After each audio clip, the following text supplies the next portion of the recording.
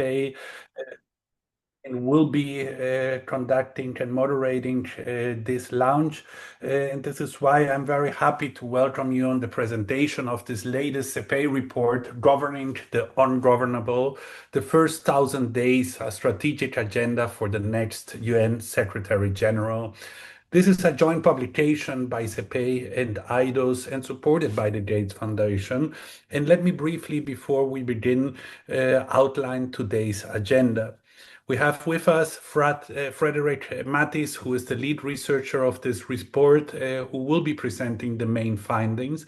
And following these remarks, we will invite Elizabeth Cossens, the CEO of the UN Foundation, and Maria Fernanda Espinosa, the former Minister of Foreign Affairs of Ecuador and former PGA, to comment on the report. And then we will open up the floor for Q&A and bring you into the room in order to have a conversation with our commentators and our lead researcher. So please feel free to share your comments and questions throughout the session in the chat. I will be looking for them and opening up the floor whenever we are ready to the Q&A session. And please also introduce yourself in the chat with your name, organization, and the country where you're dialing into, so that we know who's joining us this very moment.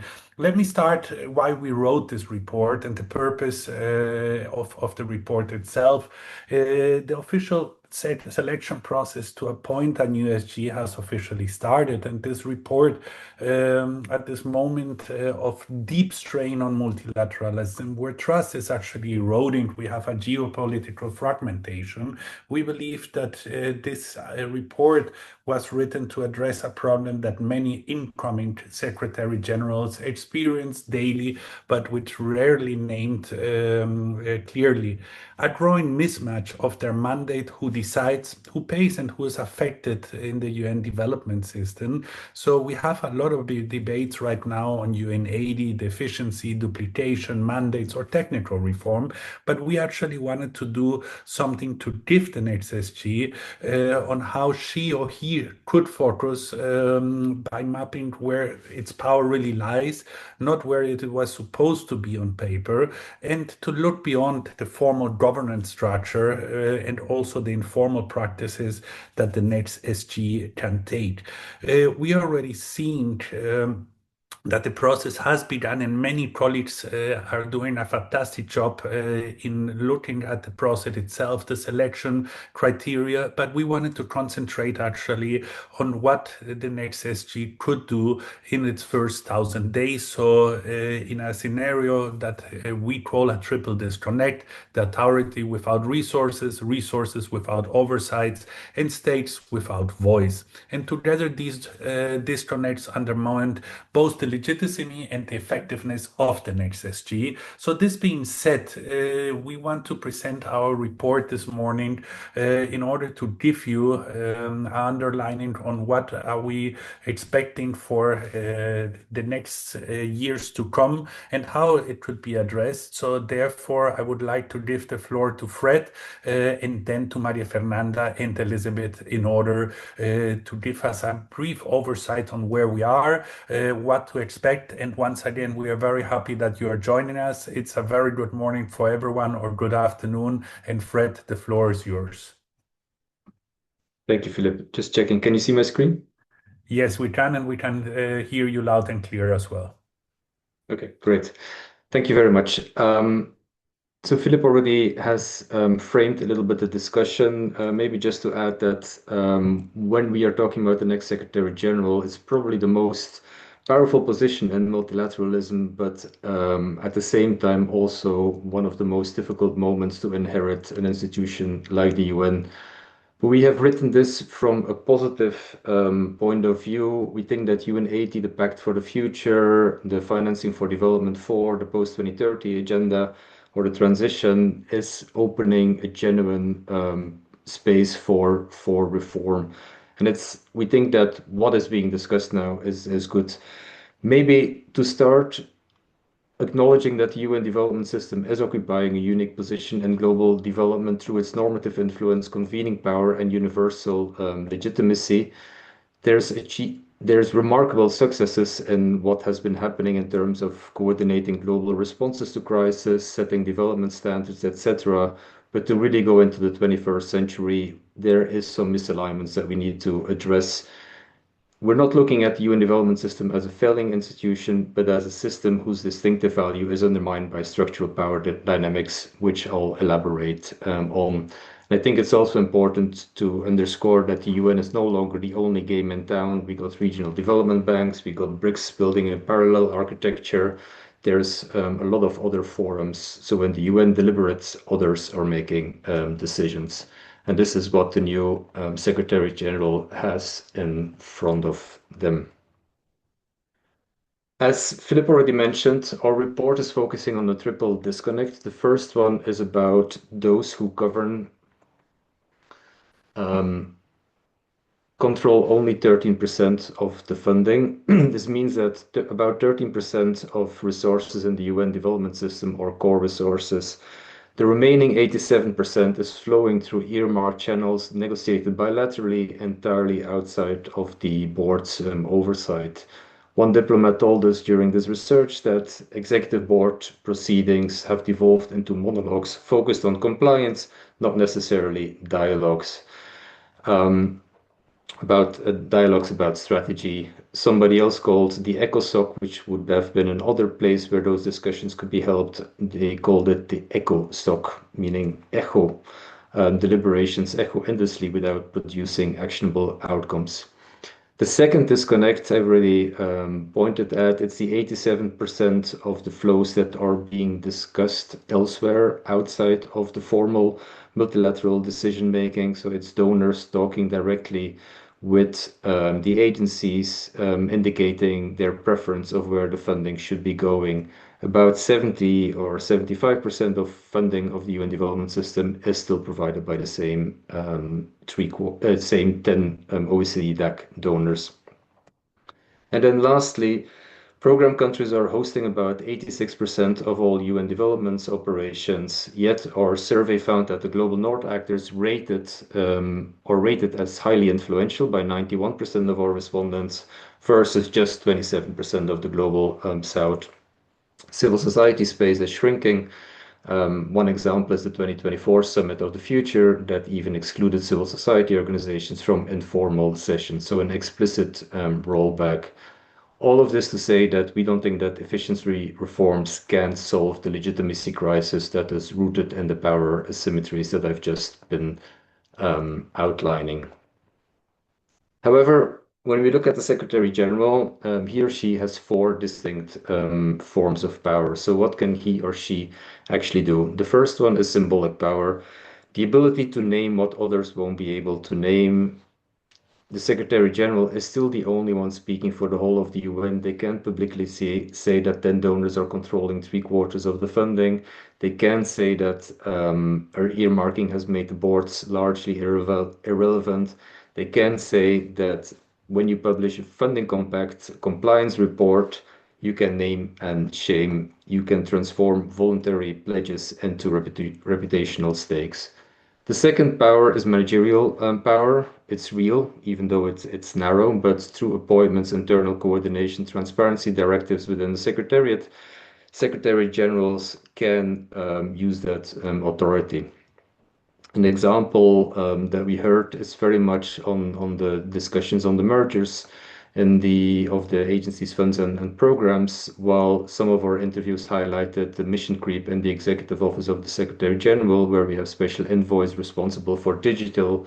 When you have an organization called the International Telecommunications Union, you have different climate teams, you have a special advisor for Africa, while UNECA exists, etc.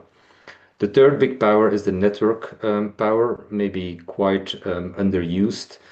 Secretary General is one of the few who can convene across the entire system, broker North-South coalitions, legitimize emerging power centers, create conditions where actors with less formal power can build coalitions and win.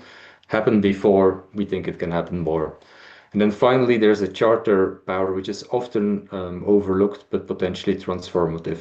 Article 99 of the UN Charter grants the SG the authority to bring matters to the Security Council attention independently. Article 100 establishes independence of the Secretary General from member states' instructions. Up to now, only 4 Secretary Generals have ever explicitly invoked Article 99. So the willingness to use it signals whether the SG sees the role as an administrative manager or as an independent political actor. Or is the Secretary General a secretary or a general? What we notice from our research is that previous SGs often overestimated their managerial reach and underused their network and charter power. So the effectiveness of the future Secretary General will depend on how you invert that ratio.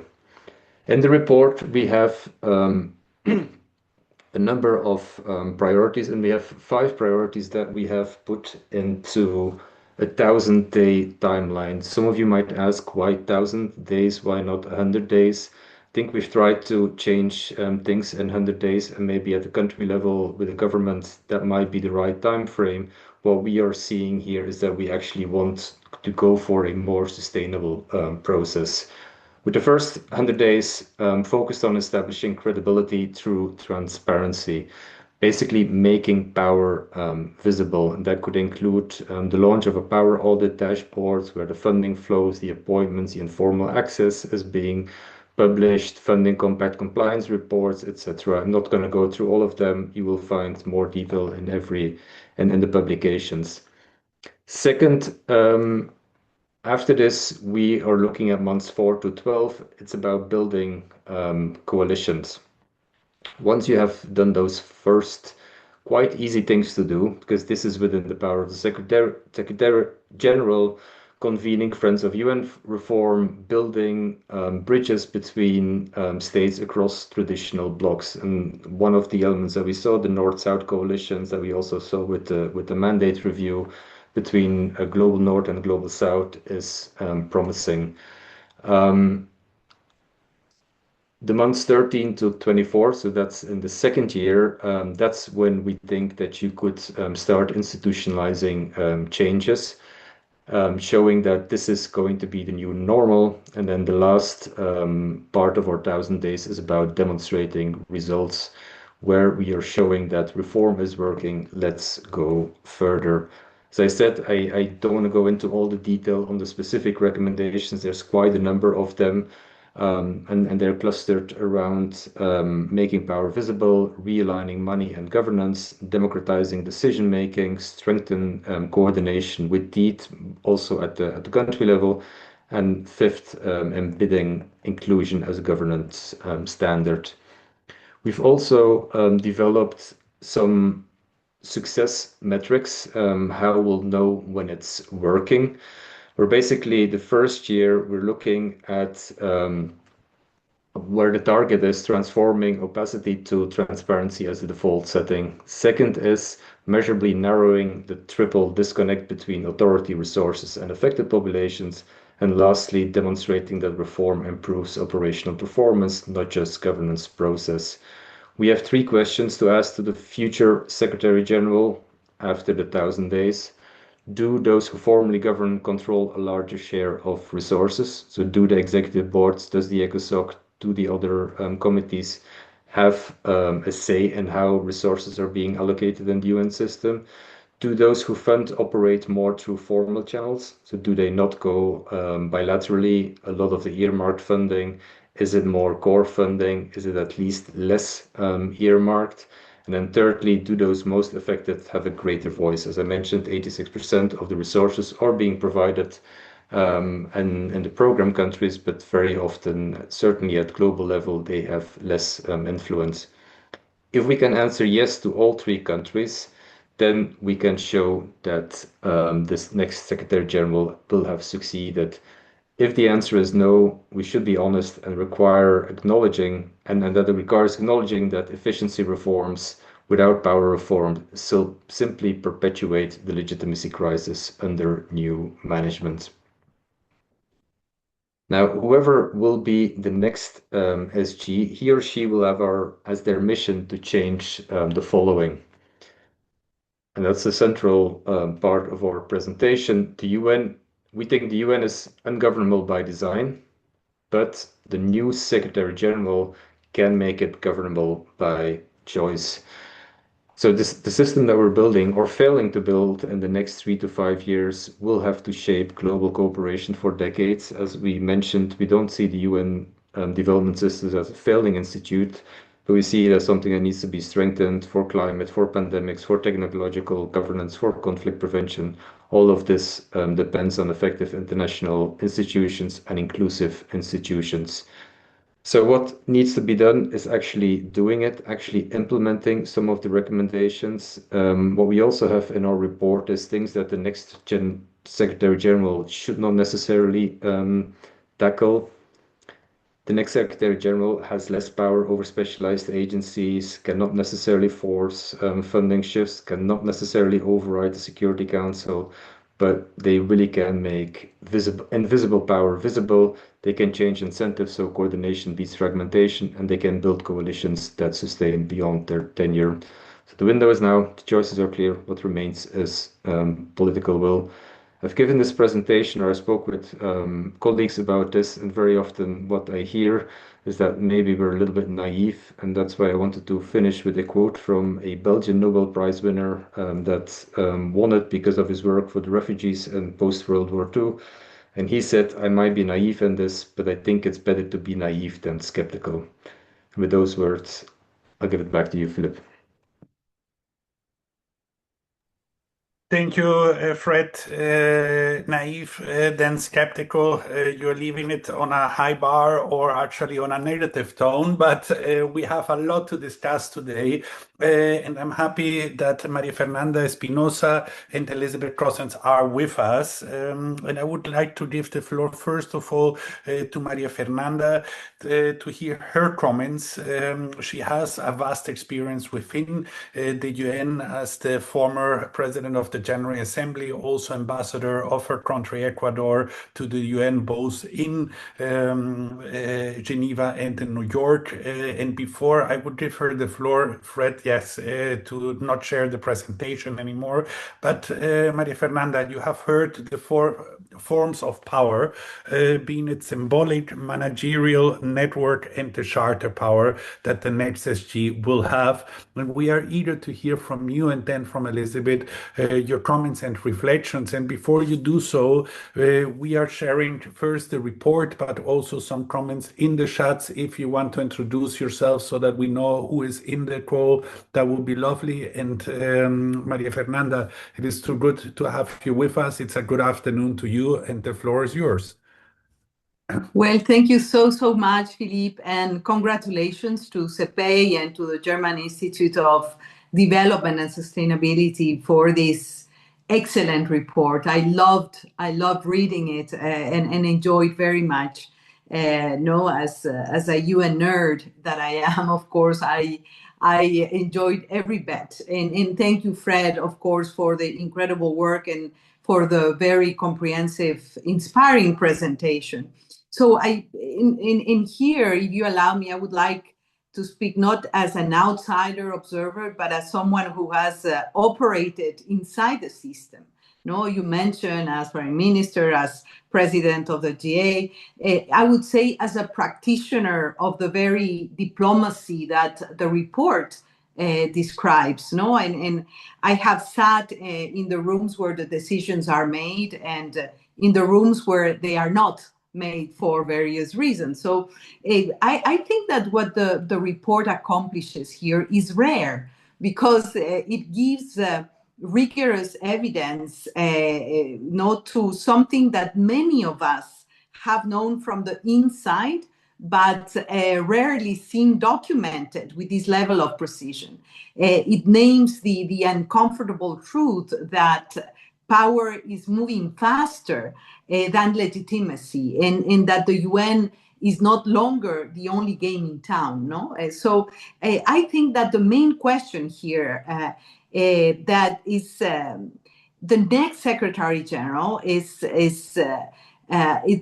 her role is not how to defend the institution as it was, but how to restore the relevance by making it governable by choice. No, and that is the task. And in this report, what it does is that it shows that it is possible to do that. No, in the central finding of the report is this triple disconnect that I like very much. It's exactly the right starting point. No, in a nutshell, those who formally govern control only a small share of flexible funding. Those who finance most steer through earmarks of informal channels, and the countries like my own hosting the vast majority of operations of the UN have the least voice upstream. No, that's what it basically says. So, no, what we should perhaps be explicit about is what this means, this triple disconnect in today's geopolitical reality. And this is not only a technical management problem. It is a governance and power problem. So earmarking is power, fragmentation is power, forum shopping is power, and the distrust between donors and country programs is what keeps the system locked. And this is we know it's not a lack of meetings, a lack of mandates, a lack of resolutions. This is why the reports on an efficiency reform consider the structural drivers and power, which is so critical. We have seen, previous waves of reforms, the 2006 coherence agenda when I was ambassador in New York, the 2019 repositioning agenda. No, they basically have produced new boxes on organizational charts, but have left the incentive structures that drive fragmentation and duplication completely intact in many occasions. So, and I think we cannot afford to repeat that.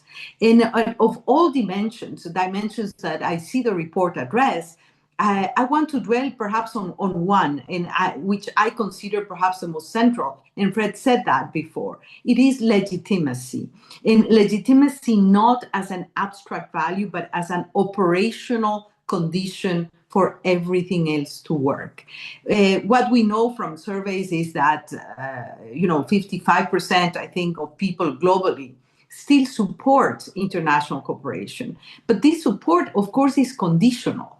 No, it depends on visible, proximate impact. And this trust is eroding precisely because the system appears to feed itself rather than the priorities of the communities it was built to serve. So the next SG will need to communicate not only to diplomats, to executive boards, but directly to the public who are questioning whether multilateralism still works for them.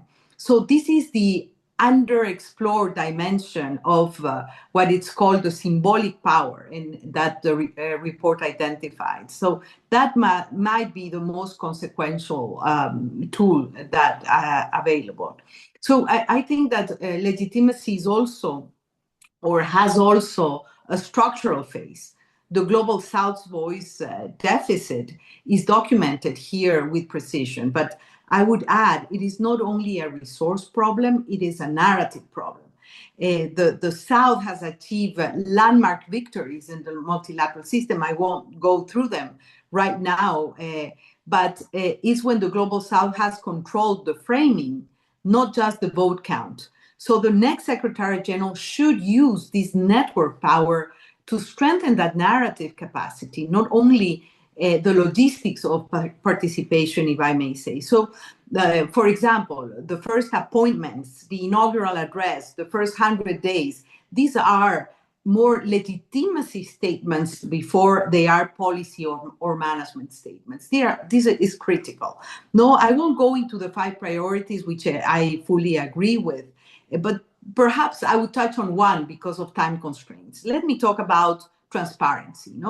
So publishing system-wide data on who funds what, how much is earmarked, and what results are achieved is not an end in itself. No, I think that transparency must create consequences. If power is currently invisible, it cannot be negotiated and it cannot be accountable. Accountability, in my opinion, is a key governance feature. And I think I'm very happy that the report addresses that. I also like the section on realigning money and governance, the issue of inclusion, et cetera, et cetera. I would pause a little bit here to mention the issue of this sequencing plan. And I think it's a very operational, useful contribution. The sequencing plan for the 1,000 days. In a system that we know often confuses activity with progress and impact, the discipline of sequencing gives the incoming SG a very practical dashboard. But I would only like to add, when I was reading that section, one caution that comes from experience. In the current geopolitical environment, reform will be determined less by the action list than by the political conditions the Secretary General can shape herself. And that means legitimacy with member states, with country programs, with major funders alike. It means coalition of bridge builders, concrete mechanisms, for example, deep engagement with the G77 and China, leadership in capitals, et cetera, et cetera. And it means, that brings me to think about a leadership style I would describe as principled pragmatism, firm on charter values, pragmatic on coalition building and sequencing, ambitious on results, realistic on means. So I think that the report is right that previous Secretary General have underused network and charter power while overestimating their managerial reach. So I think that it should be the other way around in a way. And I would like to also mention something that I believe it's critical, that the Secretary General's impartiality is not passivity or indifference. On the contrary, it really means fairness in process, consistency in standards, clarity that the charter is not optional. And I would like to hear Claude. There's many more things that the report inspired, but in closing, I think that we live in an era of diplomatic crisis, security shocks, economic stress, etc. And these crises will increasingly overlap. So in those moments, the Secretary General's role is to steer the system, to broker the escalation, to keep channels open while building the structural reforms that prevent the next crisis from striking harder. So, and I think that what makes this very moment different is not the quality of the diagnosis, which has been accurate for decades. What is different is the convergence of pressures that are financial, political, reputational, that are arriving simultaneously. So my bottom line to close is that reform will succeed when it treats governance as power and makes power legible, converts transparency into accountability, under a leadership that I see should be principled, pragmatic, capable of integrating the three pillars of the organization in only one strategic agenda. So I think that the next Secretary General that acts with discipline, with courage in the first 1,000 days will not simply manage the current crisis. She can change the operational logic of the system, the institutional culture. That is, I might know what I believe this report shows, and it's showing that it is possible to do. And that is what the international community has every right to demand. So again, congratulations for this excellent piece of work. In my opinion, it provides great inspiration and great hope. So thank you, and over to you, Philippe. Thank you, Maria Fernanda Espinosa. This was insightful. I have to say, I was smiling also at certain times, because when you were addressing the future Secretary General, you were also mentioning always she will have to do, and that's a clear line on where we want to see the next Secretary not only coming from, but also that she is a she. This is something we will probably hear a little bit more about, Maria Fernanda.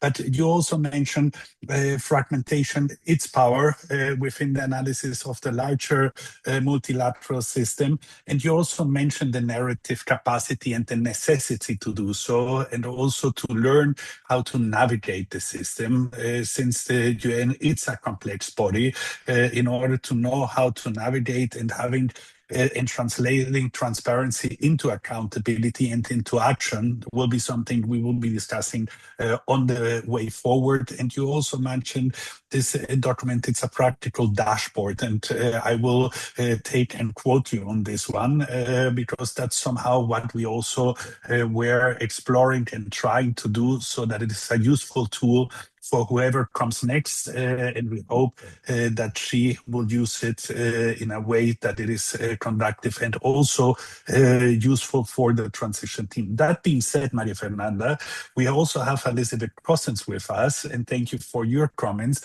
Elizabeth has had the experience. This is not her first SG appointment process, and this is why we have asked her to come in as well, because she's also a practitioner. Before she was the CEO of the UN Foundation, she was the American ambassador to ECOSOC at the UN. So she brings quite a lot of experience to complement what you have already said, Maria Fernanda. And now we would like to hear from her about the comments of this report. And then I will give the floor to our colleagues in the call, and also asking them to start raising their questions in the chat if they have any. So thank you, Maria Fernanda and Elizabeth. If you can see and hear us, please give us a signs up, and I will give you the floor.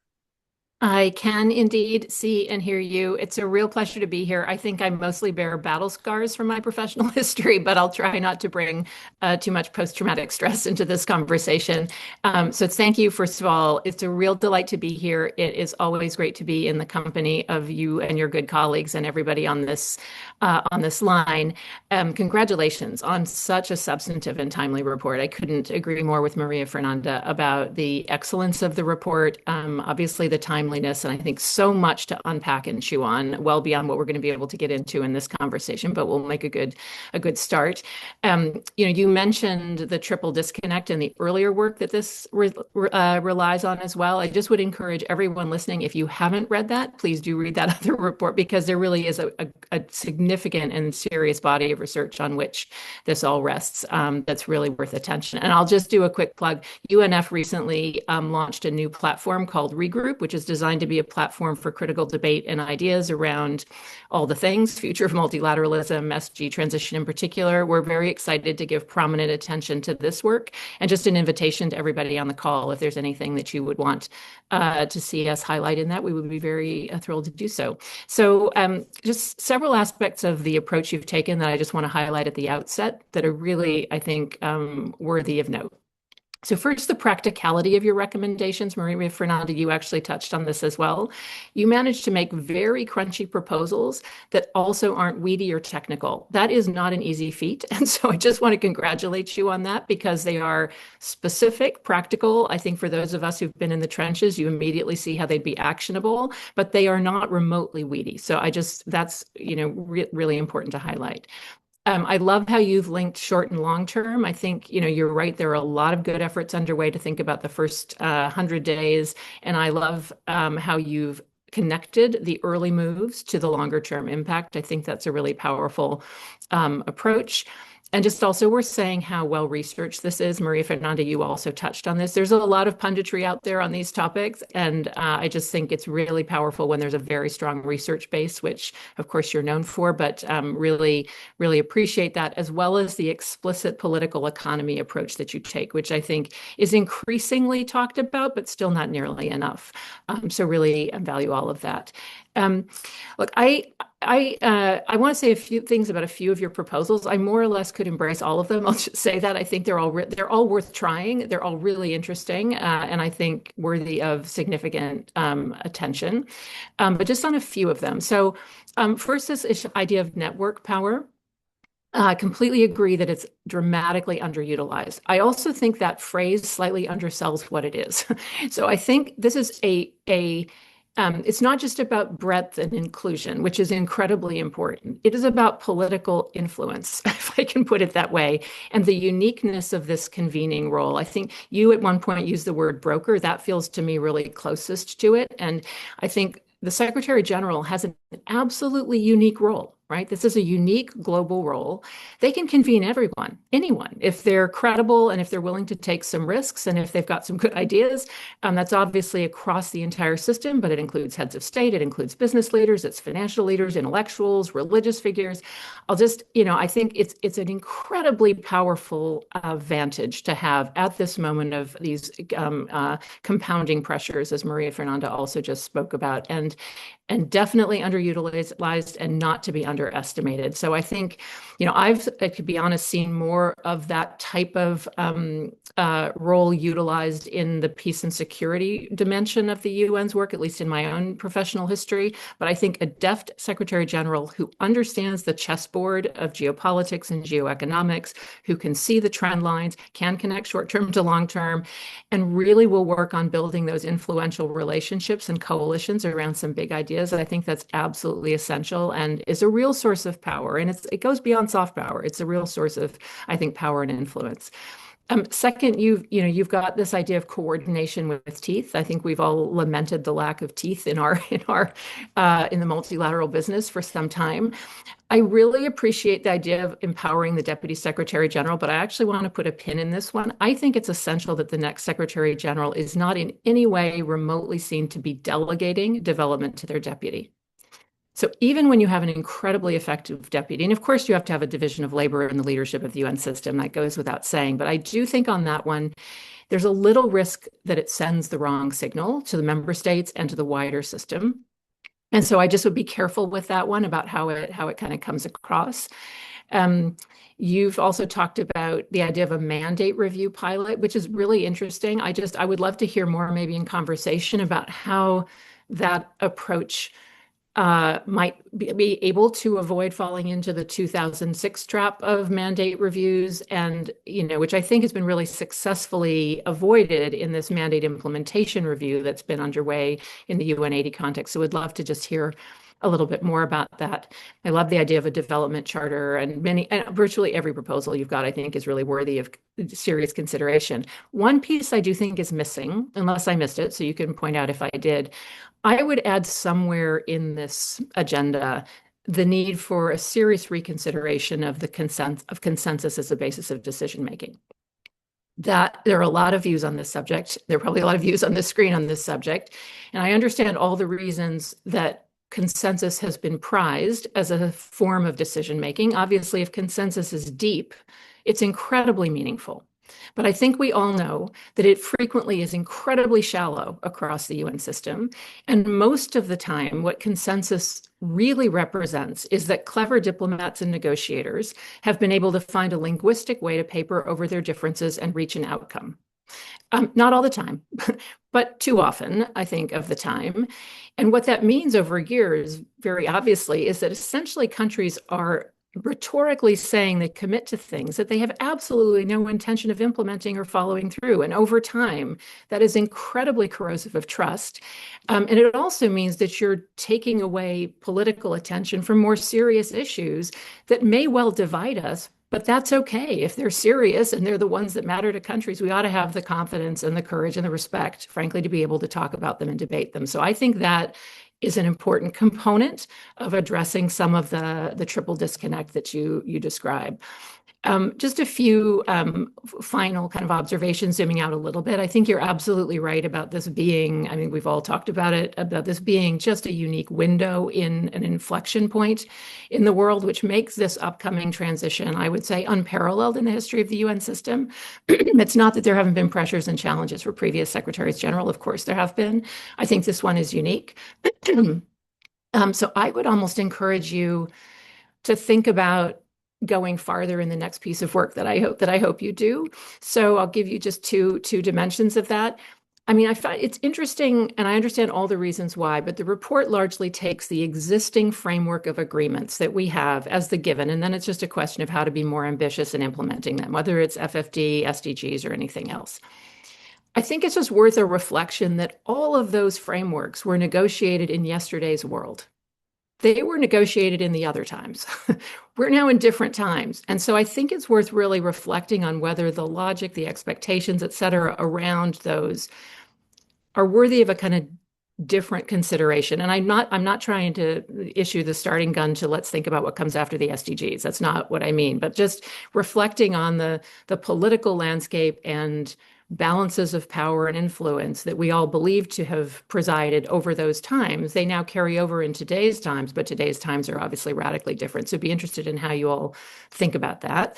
I'd also love to see you extend your political economy analysis further to consider a wider sweep of the UN's impact on development, which isn't just the development system as it's articulated. So I would very much include the UN's peace and security functions in that. In every war underway today, we are seeing development gains eviscerated. We're seeing the basis of future development set so far back that it's almost unrecoverable.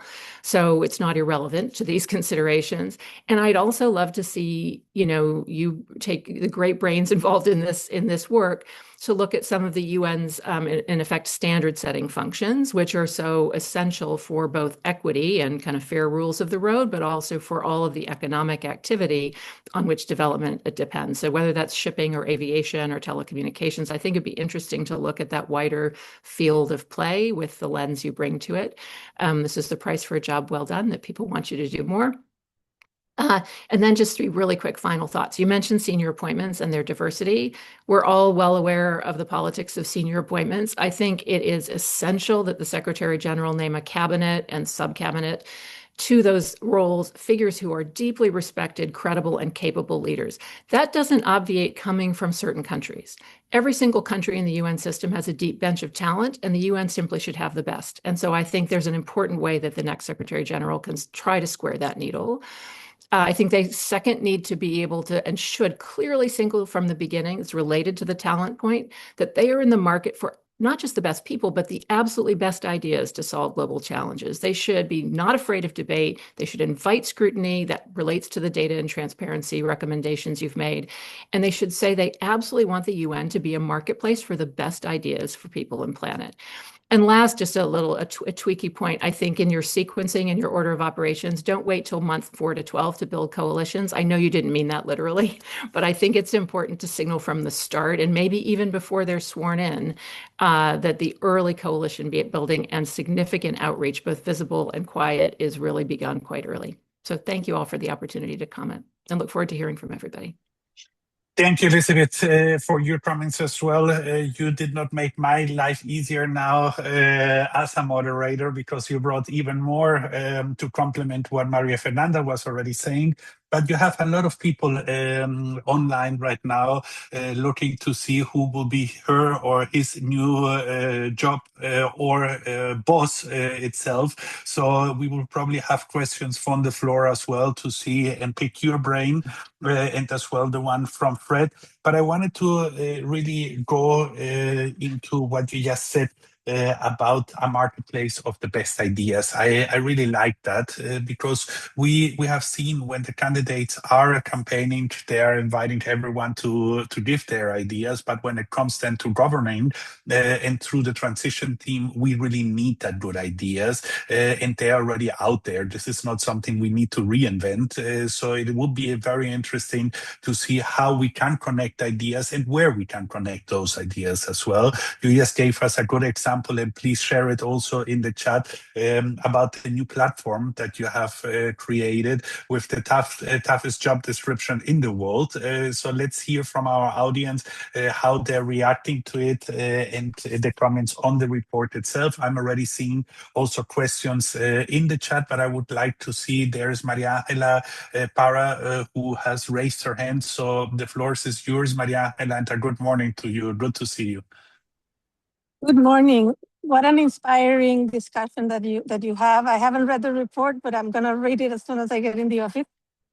I have been at the UN 27 years in a regional commission, and then in the secretariat. I have worked with the SG and with two SGs and in a department.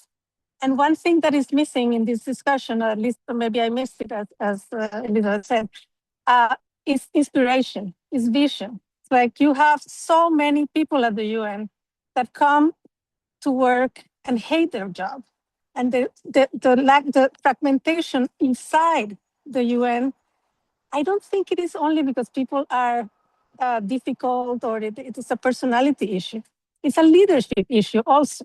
Like if we have one vision, if we know where we're going, and we don't waste time in discussions about, oh, your team does it or my team, like they, or if they do, at least that it is about a vision that is bigger than and motivation. I'm not even talking about what motivation now with UN80, which obviously is very low. But even before that, even before it has been very noticeable that the two last Secretary Generals lacked what Kofi Annan had, for example. Like somebody who can move people, who can have a vision, who can have a narrative that captures imagination. I'm sorry I talked so long, but thank you so much. Not at all. And I will give to address your question in a second, Maria Angela, to both Maria Fernanda and to Elizabeth and Fred as well. If there's somebody else who would like to raise their hand, simply do so. But I also have some questions in the chat that I would like to take around and then give it back to the participants. I already have our hand up, but if Edith Lederer from the Associated Press would like to come in a moment, I see that there's also a lot of questions that we take the magic ball, Fred, Elizabeth, and Maria, and tell everyone who will be the next SG. That's an answer we cannot give here, but the question go a little bit further, also on the regional rotation, but also on the leadership skills. So I will give the floor in a moment also to Edith if she wants to come in. But I see that Georgios it's raising his hands, and good morning to you, afternoon. Good afternoon for me, good morning to you. Thank you. Edith, I will give you the floor in 1 second. Sure. Okay. No, Georgios, please go ahead. Thank you. And congratulations on this initiative by Cepei and IDOS. It's good that it's not an initiative starting from New York or the US, because I think that's one of the problems. I don't know if Frederick found it in the research, that sometimes the Secretary General is caught up in this microcosm of New York, whether it be philanthropists, civil society, even the permanent representatives, and doesn't do what Maria Fernanda spoke about before, going out to meet the people of the world who are his power base or her power base in the future. And I think that's important, and it has been missed up to now. So we should see what went wrong with previous Secretary General, see what we are doing by insisting too much on reform minutiae, which is really not about that and managerial small things, but about big things, being out there, proving the power and the importance of the UN to people and speaking to actual people and to the secretariat, as the previous colleague said, because the 38th floor becomes a small bubble by itself, and it is invaded by people who want to influence it, and that's not good. I think that has killed the Secretary General's role. Thank you. Georgios, if you could introduce yourself so that we know who you are, please. I was formerly with the UN, worked with Kofi Annan and a bit Ban Ki-moon, and I am with the Foundation for Global Governance and Sustainability now, talking to you from Sparta, Greece. Wonderful. So good afternoon to you. Edith, I'm seeing you now, and the floor is yours. Good morning to you. Thank you very much. Having listened to the 4 candidates for Secretary General do their question and answer auditions before the General Assembly, I'd like to ask the panel whether you're satisfied with the 4 candidates for the next Secretary General. Would you like to see more candidates?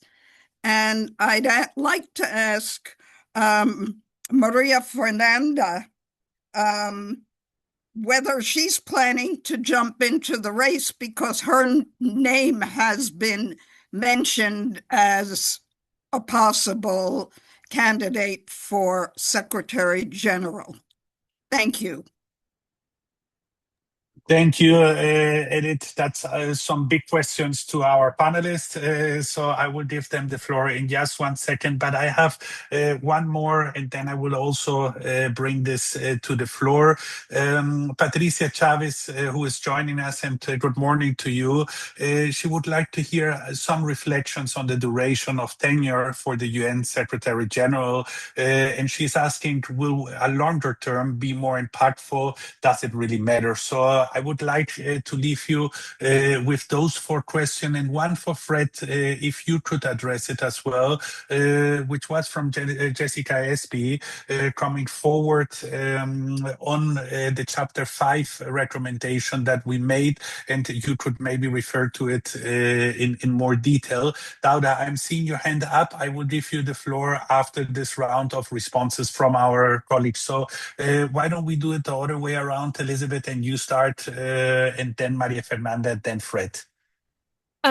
Great. And I can be very brief. First, just to Mariangela, I really appreciate that you raised this question of essentially morale and inspiration. It's heartbreaking to hear you reflect on what I think some of us do also see, that really great people show up to work and they don't always feel inspired or motivated in the way that they have every right to be.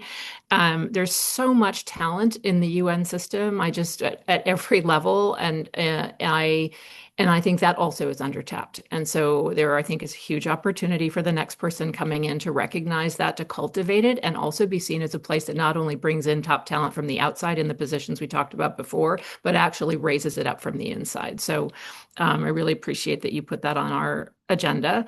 I'll just say that, setting aside the qualities of the 4 candidates in the field, we should have a really full field.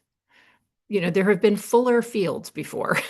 I think we can understand many of the reasons it might be a slightly thinner field than it has been in previous rounds. And of course, keep in mind, this is a small N set. We've only had 9 of these before over 80 years. So it's not like, there's such a rich sample set to choose from. But it does feel like this should be a more full field. It should be a tough choice, right? Top people should really be saying they want to lead this institution and all of the values that it represents at a time of unique importance in that role for the world. So I understand all the reasons it's tough, but in my view, yes, it would be enriched by as full a field as the world is prepared to give us. Good. Thanks, Elizabeth. Over to you, Maria Fernanda. Well, okay. Well, if I would like to respond exactly in the way Elizabeth responded, and thank you, Mariangela, for bringing this to the fore. And I think the success of an institution can be measured by how inspired, how mission-oriented the team is. And here we're speaking about a big team of more than 100,000 people, where 99.9% of these people are committed to deliver. And I think that it is in times of crisis when we see the teamwork operate better. But for that, of course, you need a very good internal communication. You need to bring in the collective power of the teams as part of the solution in navigating through difficult times and responding to crisis management. So I think that one of the cornerstones, the centers of an organization that delivers, that has impact, is the way human talent and human intelligence is managed. This is not a one-person operation. This is a collective action, an institutional capacity to respond. And for that to happen, you need inspired, connected, committed people working and delivering, not for an institution to feed itself, but to serve. So the majority of international public servants that I had the privilege to meet over these 30 years of being connected to the UN has been outstanding. But they have to be part of the solution and not seen as part of the problem, definitely. And for that, yes, you need to be an inspirational leader, but to have a very, very clear human talent, a sense of travel, a direction of travel for that, because this is absolutely fundamental. Regarding George's comment on the reform minutia, and I would also like to reflect on the fact that since day one, 30 years ago, the word reform it comes attached to the UN, no? Different moments of reform.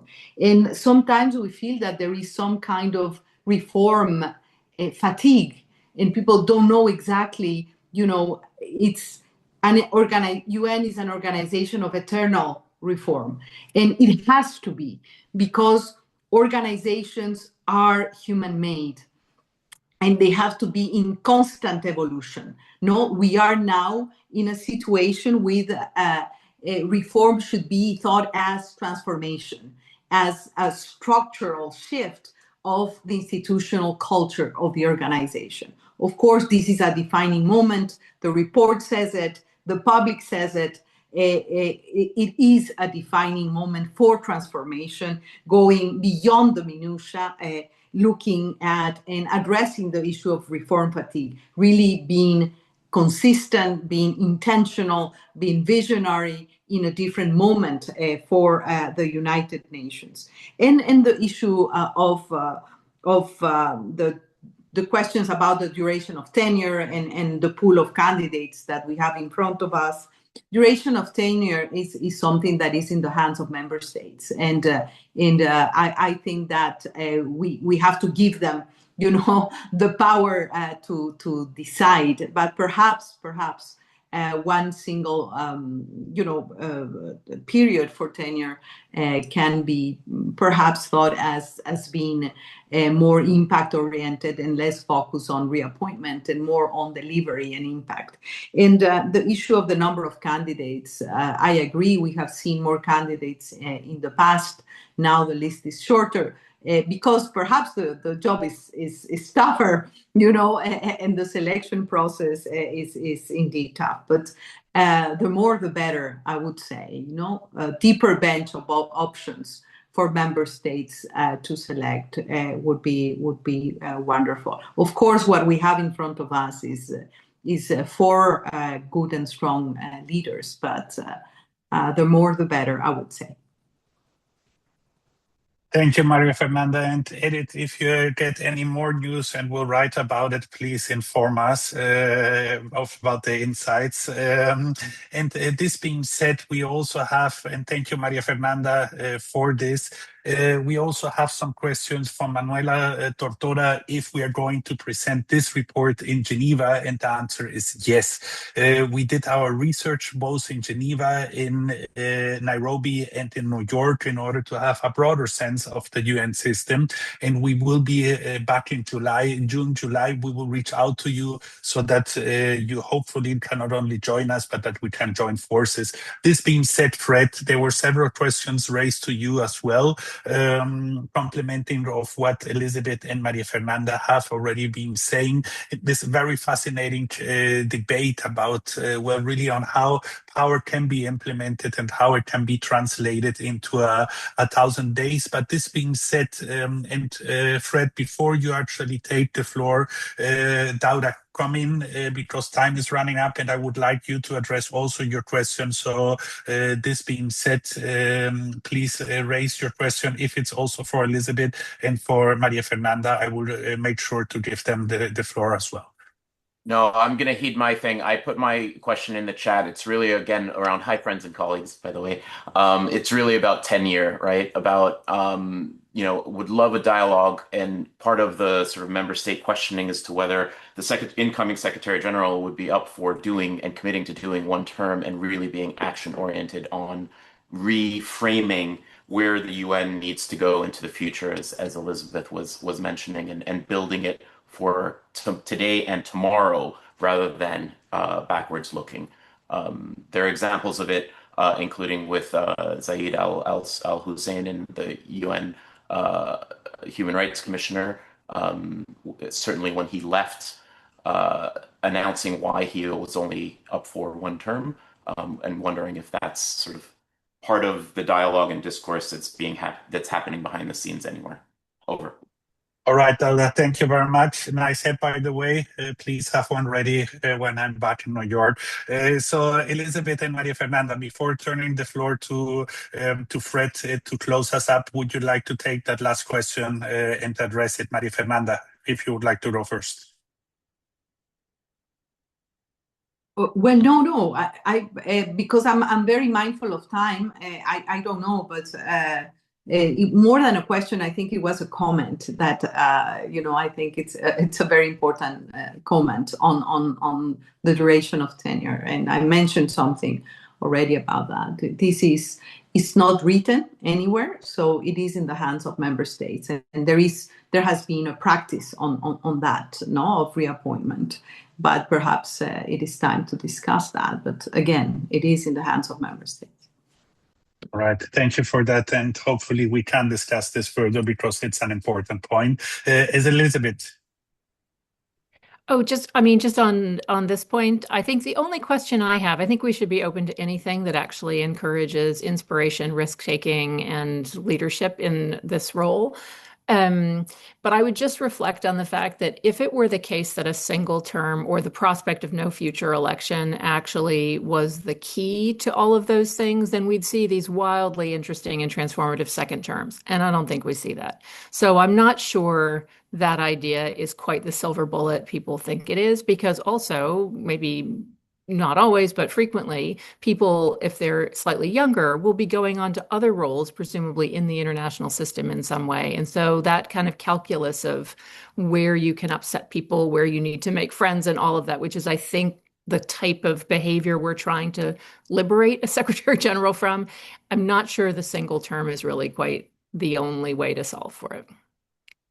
I think it goes to the people that you put in the job for the first place, whether they get 3, 5, 7, or 10. I think it's about their qualities of moral compass, integrity, and being in it for the right reasons. It's very hard to suss that out, but nonetheless, I think that's where the real trick is. Thanks for this, Elizabeth. And now finally, thank you, Maria Fernanda. And this being said, to close us up, Fred, please take the floor. Good, thank you. I'll try to answer very quickly. On the question of Jessica, who has a question about the recommendation on page 65 of the full report, in which we make the recommendation that we should accept that countries providing higher proportions of core and pooled funding should receive preferential board seat allocations. She was wondering if this is not running counter or call for greater equity and equity before efficiency. No, what we are trying to say is, give transparency, show who gives what, not just about the quantity, but also about the quality. If you give core resources and pooled resources, it basically means de facto that the executive board has a co-say about how those resources are being used. So it would be a preference giving to those who give core and pooled funding versus those that are giving highly earmarked funding. That's kind of what we are trying to say.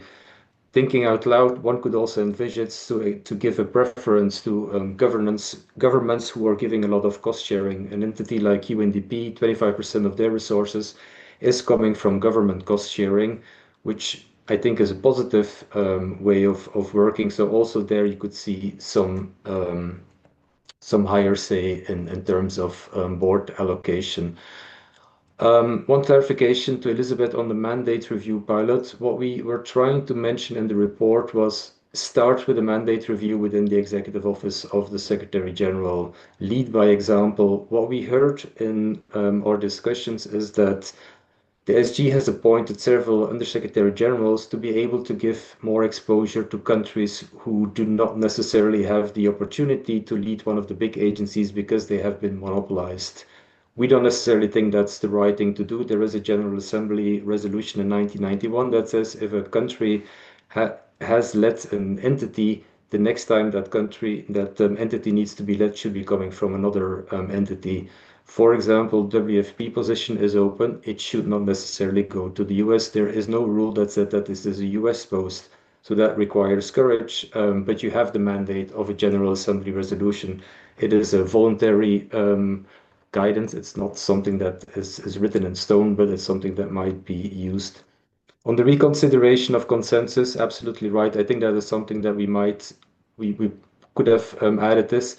De facto, it is actually already starting to be used now in the executive boards, where previously a lot of the decisions were being made by consensus, but because there are disagreements now that are unovercomable, particularly on language by one member state, they are going to a vote, which gives, again, more transparency. So I think that's really good. On the question of Mariangela on the leadership issues, I think it goes beyond leadership issues. There's a deep ingrained culture, and as they say, culture eats strategy for breakfast. I think this is something that really needs to be changed, not just between the agencies, also between the pillars. That is something that will take a longer time. The SG could give the right example in that, so I fully agree. On Georgios, this is more anecdotal, but I also teach at Sciences Po here. I asked them to design a new institution from scratch because the UN does not exist anymore, OECD does not exist anymore. It was a theoretical thing. They actually came up with a citizens accountability council where random citizens are being picked from every country. An ID, maybe again me being naive. On the longer term duration of the tenure, I'm actually not sure. What I think, every UN staff member has a midterm review, and then you can be put on a probation period. So maybe that is something that we should actually consider for the Secretary General. I'm just thinking out loud here, but I would have to be inclusive, independent, and I think the big challenge is that a lot of the Secretary Generals are very much reliant on specific member states because of the funding, because of the earmarked funding. And I think it all comes down to that funding. It all comes down to the transparency. And Geneva, absolutely. And I look forward to talking with you, Manuela. Tentatively, the week of 22 June is currently planned, but still to be confirmed. Back to you, Philip. Sorry, this was very fast. The interest of time. Yes, in the interest of time, we have come to an end, but culture eats strategy. I'm leaving this as a note for what comes next, because this is certainly not the last discussion we will have about the next SG, the transition time, and certainly the first 100, 2,000 days of the next Secretary General. This was insightful, certainly for us from Cepei, to sharing our latest report. There is more to come very soon, and we look forward in sharing it with you. This being said, Elizabeth and Maria Fernanda, always a pleasure to have you close to these discussions. I hope it is certainly not the last time. We will be talking and strategizing together of what comes next. And to everyone on the call, including my colleagues Fred, Anna, and Terelis, thank you for your support. And last but not least, everyone that connected this morning. It has once again been a pleasure for us to share our knowledge and our ideas with you. And we wish you a wonderful day and hopefully a very good election process. And in a due time, we will also have the conversation with the appointed Secretary General. We're looking forward to it, and have a wonderful day. Thank you very much.